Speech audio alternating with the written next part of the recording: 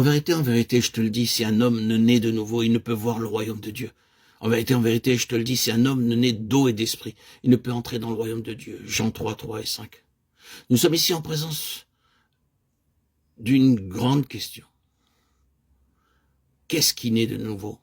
Nicodème s'achoppe à la question physique, mais il entend bientôt ces mots. Ce qui est né de la chair est chair, et ce qui est né de l'esprit est esprit. Jean 3, 6. Il est donc évident que ce n'est pas le corps qui naît de nouveau, et ce n'est pas non plus l'âme.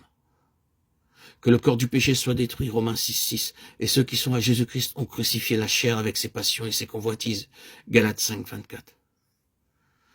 Les passages analogues à ceci sont trop nombreux pour être tous cités, mais considérons dans les Écritures la signification des termes chair, vieil homme, homme naturel.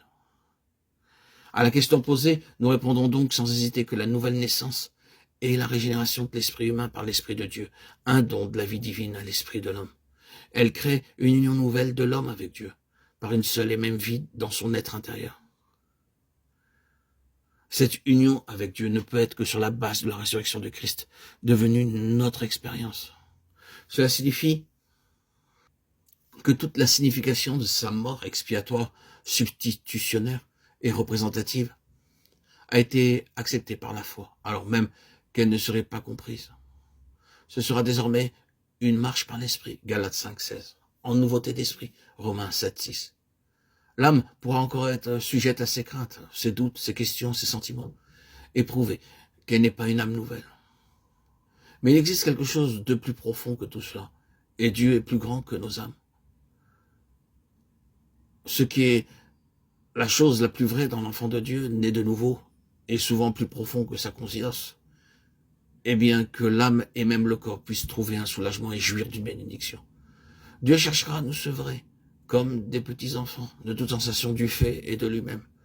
Ceux qui doivent avoir et demandent dans leur sens une évidence continue de leur vie nouvelle ne grandiront pas spirituellement et ne resteront que de petits enfants. Qu'avons-nous dit et pensé de l'âme? Quelle est donc cette place qui a été donnée à l'âme? Nous avons remarqué que c'est avec son âme qu'Adam a péché. Le résultat de cela, c'est que désormais les puissances mauvaises s'allièrent avec l'âme. Une autre conséquence, c'est que cet homme devint avant tout un être psychique au lieu d'être un être spirituel. C'est-à-dire, c'est son âme qui domine. L'homme est donc dans un état de séparation d'avec son Créateur. Et il représente le bouleversement d'un ordre divin. Cela n'est qu'une partie du désordre beaucoup plus étendu causé par le péché d'Adam. Dans la nouvelle création en Christ, les principes de l'ordre divin véritable sont de nouveau établis. L'esprit vivifié, ressuscité, en lequel Christ demeure, et qui est uni à Christ, est appelé à être l'organe du gouvernement divin sur l'homme tout entier, sur son âme et son corps. C'est un enfant de Dieu réellement spirituel ou né de nouveau, l'âme et le corps n'auront pas une place de prééminence, mais ils seront des serviteurs et des instruments très féconds, qu'ils occuperont la place qui est la leur.